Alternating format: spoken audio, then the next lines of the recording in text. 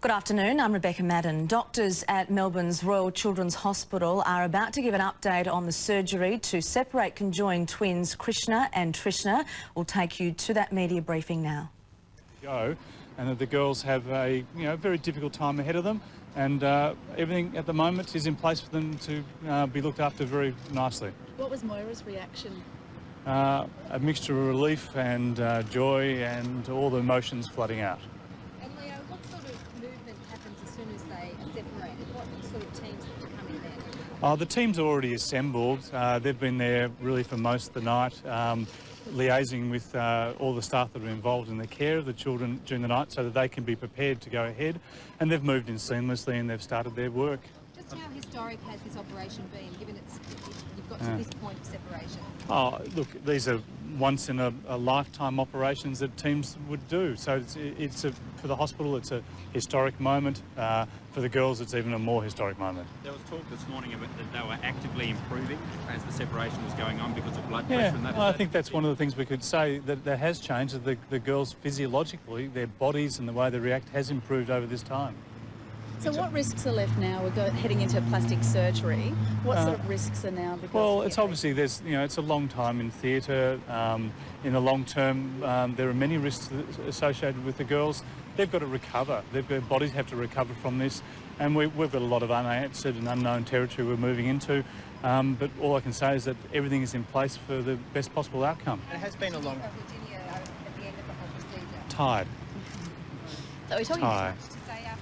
Oh, I think very relieved that part has gone successfully. It went for longer than would have been expected, but it's just the nature of what you're dealing with. You have to go piece by piece, carefully, and they've done a fantastic job. How have they coped with the energy levels in there?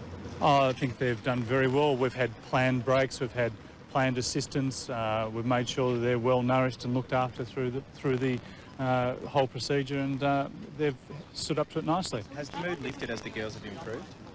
The mood in the theatre is certainly changes once you now are now dealing with two children rather than one. So it's been a very nice stage to move into. Could we assume the operation will be complete this afternoon at some stage? I'm not going to put any time frame on it.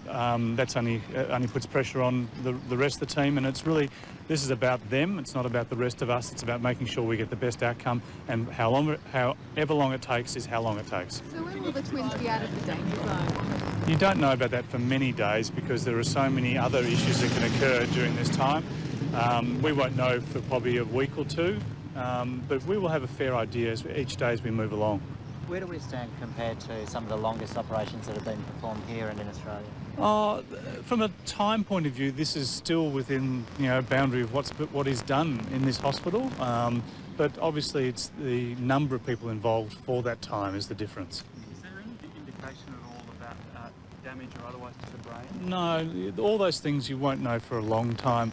The main thing is the girls are healthy. That's the best indication you can have that things will progress the right way. What signs are there that the girls are healthy? What sort of sickness? We monitor them very closely during the surgery. You couldn't have better monitoring from the point of view of the way their results are, blood pressure and their oxygen state. It's been perfect the whole way through. But the plastic surgery is the next stage. Can you just give us a bit of a run? Yeah, the craniofacial surgeons now will be doing their reconstructive surgery. They planned it out for many months beforehand.